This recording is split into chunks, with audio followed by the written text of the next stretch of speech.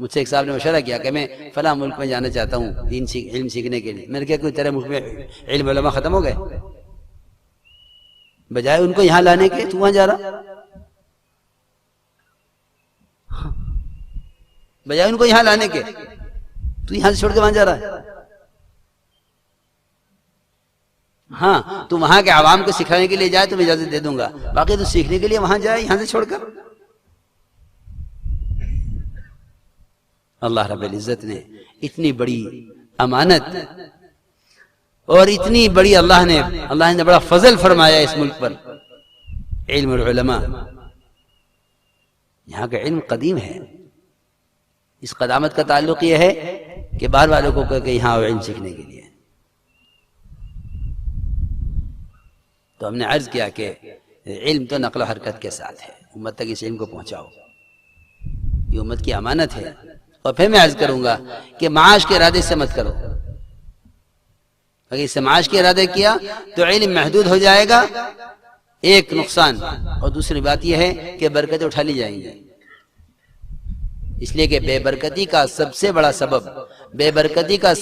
سبب یہ ہے کہ دین کو اور تعلیم کو معاش کے لیے اختیار کیا جائے، اس سے برکت اٹھا لی جاتی ہے. سب سے زیادہ غنی کرنے والا علم ہے. من لم یتغنى بالقرآن فلیس منا. اس کے معنی یہ بھی نقل کیے ہیں علماء نے کہ جو قرآن پڑھ کر یا پڑھا کر یا اس سے متعلق علوم سکھلا کر غنی نہ ہو، ہم میں سے نہیں ہے. یقین غنی کر دے گا. امام المحدثین ابو رضی اللہ تعالیٰ عنہ 17 کھجوروں میں سے آپ کے زمانے سے لے کر حضرت عثمان کی شہادت کے بعد تک 1050 من کھجوریں انہوں نے کھائی ہیں 17 کھجوروں میں سے. 1050 من کھجوریں 17 کھجوروں میں سے کھائی ہیں آپ کی حیات سے لے کر حضرت عثمان کی شہادت کے بعد تک. اتنا لمبا زمانہ.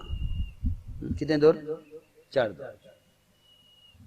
4 دور 17 کھجوروں میں سے. حضرت ابو ہریرہ امام المحدثین حدیثیں پڑھاؤ، کھانے کیا مسئلہ ہے، یہاں سے کھا لو. حضرت فرماتے تھے کہ امت کو غیروں کا جہل پڑھا کر پلنے کا یقین ہے، اللہ کا علم پڑھا کر پلنے کا یقین نہیں ہے. اور واقعی میں سوچتا ہوں کہ بہت سے لوگ ہمارے پاس آتے ہیں کہ جی میں پڑھ کے فارغ ہو گیا، آپ سمجھ نہیں آ رہا کیا کروں، سمجھ میں نہیں آ رہا کیا کروں. ابا کہہ رہے کارخانہ دیکھ لو، چچا کہہ رہے کہ میری دکان سنبھال لو. تو اتنا غم ہوا مجھے سوچ کر. میں نے کہا میرے پاس آج تک کسی کالج کا، کسی اسکول کا، کسی یونیورسٹی کا آدمی خدا کی قسم آج تک نہیں آیا میرے پاس جو آ کر مجھ سے یہ کہے کہ میں پڑھ کے فارغ ہو گیا میں کیا کروں. ان کا حال تو یہ ہے کہ وہ فراغت سے پہلے انہیں جاب مل جاتا ہے، انہیں ملازمت مل جاتی ہے. صبح کو پڑھتے ہیں، شام کو جا کر پرائیویٹ کہیں ملازمت کرتے ہیں. ان کو تو ان کے کالجوں سے پہلے اٹھا لیا جاتا ہے، ان کے نمبرات دیکھ کر، ان کے نتائج دیکھ کر. ابھی وہ اپنی تعلیم سے فارغ نہیں ہوئے، ان کے لیے ملازمتیں تیار ہیں. ممالک ان کو مانگ رہے ہیں کہ فلاں کو ہمیں دے دو. اور ایک طالب علم فراغت کے بعد یہ پوچھے آ کر کہ میں کیا کروں. میں سمجھتا ہوں کہ اگر دوران تعلیم اس کا فیصلہ نہیں کیا کہ مجھے یہ علم امت تک پہنچانا ہے تو ایسے طلبہ فراغت کے بعد پریشان ہوں گے. بلکہ میں آپ سب سے عرض کرتا ہوں کہ جتنے بھی طلبہ آپ کی تربیت اور آپ کی صحبت میں علم حاصل کر رہے ہیں، ان کا شروع سے یہ ذہن بناؤ کہ تمہیں یہ علم امت تک بلا معاوضہ پہنچانا ہے. معاش کے لیے تو ہے ہی نہیں، معاش کے لیے دنیا پھیلی ہوئی ہے. علم کا سکھانا محض معاد کے لیے، لا اسألکم علیہ مالا لا اسألکم علیہ اجرا، یہ ہر نبی کی دعوت کے ساتھ ہے، کیونکہ بعثت کا مقصد تعلیم دینا ہے. اس لیے اس کے علم کو امت کی امانت سمجھا جائے اور اسے امت تک بلا معاوضہ پہنچایا جائے. یہ علم امت کی امانت ہے، علم امت کی امانت ہے. یہ میری کوئی ذاتی جاگیر نہیں ہے، یہ محض معاد کے لیے ہے، معاش کے لیے نہیں ہے. امت کی امانت ہے، اس امت تک بلا معاوضہ پہنچانا چاہیے. اسی لیے حضور اکرم صلی اللہ علیہ وسلم نے سید القراء ابی بن کعب کو ڈرایا تھا اس سے کہ ابئی اگر اس کمان کو لے کر جو تمہیں اس کے باپ نے بچے کو قرآن پڑھانے پر ہدیتاً دی ہے، معاملہ نہیں، ہدیہ دیا ہے، ہدیہ سے پاکیزہ کوئی چیز نہیں ہے، ہدیہ تمام مقاصد میں سب سے زیادہ پاکیزہ ہے ہدیہ، صدقات سے، زکوٰۃ سے، تجارت سے، سب کہیں سے لکھا علماء نے کہ ہدیہ سب سے پاکیزہ چیز ہے۔ اس ہدیے کے بارے میں فرمایا اگر جہنم میں جانا چاہتے ہو تو لے لو ورنہ واپس کر دو۔ اس میں کوئی شک نہیں کہ رواتب وہ وقت کا بدل ہیں، بشرطے کہ ہمیں ضرورت ہو۔ میں تو واقعی کہتا ہوں، پھر بھی کہتا ہوں کہ اگر کسی کو ضرورت نہیں ہے اور اس کے پاس دوسرا کوئی بدل موجود ہے تو اللہ کے لیے پڑھائے۔ ابوبکر صدیق رضی اللہ تعالیٰ عنہ نے اگر شورا کے کہنے پر تنخواہ لی بھی ہے تو اس سارے جتنا مال دیا ہوگا خلافت کے زمانے میں اپنے وظیفے کا، اس سے بڑی زمین دے کر گئے ہیں بیت المال کو، کہ کل قیامت میں یہ نہ ہو کہ تمہیں تمہاری خدمت کا بدلہ دنیا میں مل گیا ہے۔ اس سے بڑی زمین دے کر گئے بیت المال کو کہ تاکہ میرا بیت المال کا میرے ذمہ میں کوئی قرضہ نہ رہے۔ ہاں، یہاں اللہ مجھے معاف فرمائے اور ہماری سب کی حفاظت فرمائے، خدا نہ کرے، اللہ نہ کرے، اگر تعلیم دین امت کو دینے کے لیے رواتب پر یہ موقوف ہو گئی تو امت کا بڑا سخت نقصان ہوگا، امت کا بڑا سخت نقصان ہوگا، امت کا بڑا سخت نقصان ہوگا۔ ہم یہ نہیں چاہتے کہ علماء صرف پڑھانے میں رہیں، بلکہ میں تو بہت آگے کی سوچتا ہوں۔ میرا دل چاہتا ہے کہ علماء آدھے دن پڑھائیں اور آدھے دن تجارت کریں، بجائے تعلیم کا راتب لینے کے آدھے دن پڑھائیں مدرسے میں، آدھے دن تجارت کریں بازار میں، کہ اس تجارت سے اپنے اور دوسروں کی ضروریات کا اور اپنی ضروریات کو بھی پورا کریں اور آدھے دن پڑھائیں مدرسے میں۔ میرا تو خود دل چاہتا ہے کہ اللہ کرے ایسا نظام بن جاوے کہ آدھے دن تعلیم، آدھے دن تجارت۔ جب تک علماء بازار میں نہیں اتریں گے،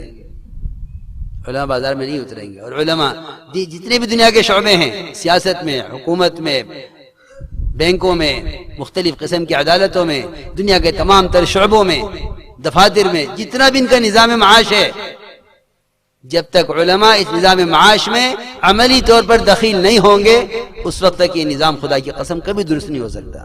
صرف مسائل بتانے سے یہ شعبے اسلام پر کبھی نہیں آ سکتے، کبھی نہیں آ سکتے۔ تم بیٹھے بیٹھے حکم لگاتے رہو، یہ حرام ہے، یہ حرام ہے، وہ حرام ہے، وہ حرام ہے، اس سے کچھ نہیں ہوگا جب تک علماء ان شعبوں کے اندر خود نہیں اتریں گے۔ ہاں، ہم تو یہ سوچ رہے ہیں، یہاں یہ سوچے کہ میں تجارت کر لوں، تعلیم چھوڑ دوں، یا یہ سوچے کہ کوئی مجھے تنخواہ دے دے تو میں پڑھا دوں، اور کوئی تنخواہ دے تو میں کیسے پڑھاؤں۔ ہم تو یہ چاہتے نہیں کہ علماء تعلیم میں رہیں اور سارے جاہل اور عوام ان منڈیوں کو سنبھالیں۔ دنیا کے نظام کو بالکل نہیں، دنیا کا نظام درست ہوگا نہیں جب تک علماء عملی طور پر نہیں اتریں گے اس میں کہ مدینہ منورہ میں دکان کھولنے کی اجازت نہیں تھی جب تک تجارت کی لائن کے امتحان نہ دے دو، اور جب تک تجارت کے احکام کا پوری طرح علم حاصل نہ کر لو، مدینے میں دکان نہیں کھول سکتے۔ حضرت عمر کا قانون تھا یہ، پہلے تم یہ بتلاؤ کہ تم تجارت کے احکام جانتے ہو، سنو دھیان سے، تم تجارت کے احکام جانتے ہو یا نہیں، پہلے یہ بتاؤ۔ ایسا نہ ہو کہ باہر سے کوئی مدینے میں آئے اور یہاں وہ شریعت کے خلاف تجارت دیکھے۔ ہم تو یہاں تک سوچ رہے ہیں، ہاں بہت آگے کی سوچ ہے۔ لیکن میں پھر اپنی بات دہراؤں گا، شروع میں عرض کی تھی کہ اس کام کے تمام مقاصد پر وسعت نظری نہ ہونے کی وجہ سے اس کے مقاصد کو بہت ہلکا، بہت محدود کر دیا گیا۔ جماعت والوں کا کام ہے اپنا،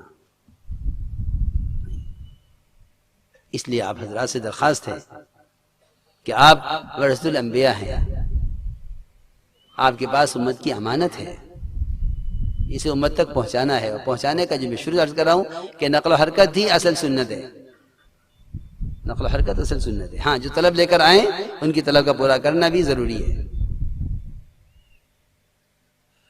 تو میں نہیں کہوں گا کہ کون اس کے لیے تیار ہے، بلکہ اصل صحیح یہ ہے کہ علماء صحابہ نے از خود عرض کیا حضور اکرم صلی اللہ علیہ وسلم سے کہ ہمیں 1 سال کی مہلت دے دیجئے، کیونکہ آپ نے ڈرایا تھا علماء صحابہ کو کہ اگر جاہلوں کو دین نہ سکھلایا گیا اور ان کو تم نے دین کی سمجھ پیدا نہ کی اور تم نے ان کو دین نہ سکھلایا تو میں علماء صحابہ کو دنیا میں سزا دوں گا. یہ صحیح حدیث ہے، اس میں غور کریں، صحیح روایت ہے. تعجیل عقوبت کی دھمکی ہے، تعجیل عقوبت کی دھمکی ہے ان علماء کے لیے کہ ان کے پڑوس میں لوگ رہتے ہیں لیکن وہ ان کو دین نہیں سکھلاتے، ان میں دین کی سمجھ پیدا نہیں کرتے. تعجیل عقوبت کی دھمکی ہے. اس بات کو سنتے ہی علماء صحابہ فکر مند ہوئے، سب جمع ہوئے، آ کر عرض کیا ابھی تیری غیری نا کہ ہم ہلاک کیے جائیں گے دوسرے کی وجہ سے. کیوں؟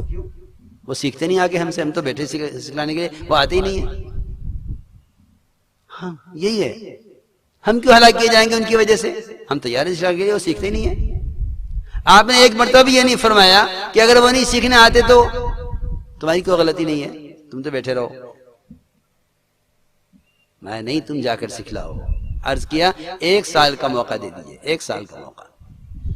ہم 1 سال میں، اور یہ 1 سال مدینے میں نہیں بیٹھ گئے ان کے انتظار میں، بلکہ روایت میں ہے کہ جہاں جہاں پانی کے چشموں پر، پہاڑوں پر، دیہاتوں میں جہاں نئی آبادیاں تھیں اور اسلام پہنچ گیا تھا، علم نہیں پہنچا تھا، وہاں جا کر انہوں نے ان کو علم پہنچایا. اس لیے اس بات کو سامنے رکھ کر، اور واقعی میں عرض کرتا ہوں کہ جب تک علماء اپنے علم کو لے کر عوام میں اختلاط نہیں کریں گے، ان پر امت کے علاج اور امت کی تربیت کے تقاضے نہیں کھلیں گے. جس طرح وہ ڈاکٹر جو راؤنڈ پر نہ ہو اور وہ ڈاکٹر جو مریضوں کے درمیان روزانہ نہ بیٹھے، اس کو نہیں معلوم کہ اس وقت کیا امراض ہیں، ان کی کیا دوائیں ہیں، کیا امراض ہیں، کیا دوائیں ہیں.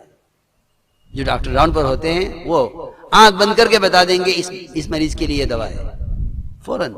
آپ دیکھ لو جو ڈاکٹری پڑھ کر بیٹھے ہوئے ہیں اور ٹریننگ پر نہیں ہیں اور کام نہیں کرتے ہیں، وہ ڈاکٹر نہیں بتا سکتے کہ اس وقت کیا دوا لینی ہے. دیکھو بہت سے ڈاکٹر ملیں گے آپ کو ایسے جو ڈاکٹری پڑھی ہے لیکن ڈاکٹری کرتے نہیں ہیں، وہ ڈاکٹری کرتے نہیں ہیں. اللہ تعالیٰ اگر ایک مکھی، شہد کی مکھی کو انسانوں کے نفع رسانی کا سامان بنانے پر اللہ اس کو الہام کرتے ہیں، جس میں اللہ نے تو وحی کا لفظ استعمال کیا ہے لیکن وہ الہام کے معنی میں ہے. تو جن کے پاس اللہ نے کو علم دیا، اگر وہ امت تک علم پہنچائیں گے تو اللہ انہیں کیا الہام نہیں کریں گے، اللہ انہیں کیا الہام نہیں کریں گے. پھر دوسری بات یہ ہے کہ امت کو شفقت کی ضرورت ہے. آپ کی مسجد میں پیشاب کرنے والے کے ساتھ جو معاملہ ہوا ہے وہ علماء کو بتانے کے لیے ہوا ہے کہ تعلیم کا طریقہ یہ ہے، انا لکم بمنزلۃ الوالد اعلمکم، کہ میں تمہارے لیے باپ کی طرح سکھانے والا. باپ کی شفقت کے ساتھ تعلیم دی جائے، باپ کی شفقت کے ساتھ تعلیم دی جائے کہ بے شک امت کو منکر سے روکنا ہے، لیکن منکر سے روکنے کا طریقہ ہے وہ یہ ہے کہ منکر کرنے والے کو ہی بتلا دیا جائے کہ یہ منکر ہے. عوام سے غلطیاں ہوں گی، عوام سے غلطیاں ہوں گی کہ عوام کی اغلاط کو عوام کو نہ بتایا جائے، عوام کی اغلاط عوام کو نہ بتلائی جائیں، بلکہ اگر ایسا کیا گیا تو علم کے اور دعوت کے شعبوں سے عوام میں نفرتیں پیدا ہوں گی، یہ بڑا نقصان ہوگا امت کا. اس لیے طریقہ یہ ہے کہ منکر کرنے والے کے ساتھ شفقت کا معاملہ ہو. عوام سے غلطیاں ہوں گی، عوام ہے. کبھی بھی عوام کی غلطی کو اور کام کرنے والوں کی غلطی کو کام کی طرح منسوب نہ کیا جائے، ورنہ دین کا کوئی بھی شعبہ اتہام سے بچ نہیں سکے گا. یہ تو انتہائی بے عقلی کی سوچ ہے کہ افراد کی اغلاط کو ان کے کاموں کی طرح منسوب کیا جائے. یہ تو بہت بڑی غلطی ہے، بہت بڑی غلطی ہے کہ افراد کی اغلاط کو ان کے کاموں کی طرح منسوب کیا جائے کہ یہ کرتے ہیں. یہ بالکل غلط بات ہے. اس لیے اپنے ماحول کو ستھرا رکھو، ماحول کو ستھرا رکھو. اور منکر کرنے والے کی ذات کو بتا دو اس سے کہ بھئی تم سے یہ غلطی ہو گئی ہے. یہی طریقہ ہے سنت میں تعلیم اور تربیت کا. اس لیے ہماری درخواست ہے آپ سب سے کہ اس کام کو اپنا کام سمجھیں. اس کام کو اپنا کام سمجھیں. واقعی آدمی اس کام کو اپنا کام سمجھ لیتا ہے، اس کے ہر تقاضے کو پورا کر دیتا ہے. جس کام کو دوسرے کا سمجھ کر کرے گا اس کام میں پورا انشراح اور اس میں پوری استقامت نہیں ہوگی. اس لیے کام کو اپنا کام سمجھ کر اس کے لیے عزم کریں، ارادے فرمائیں.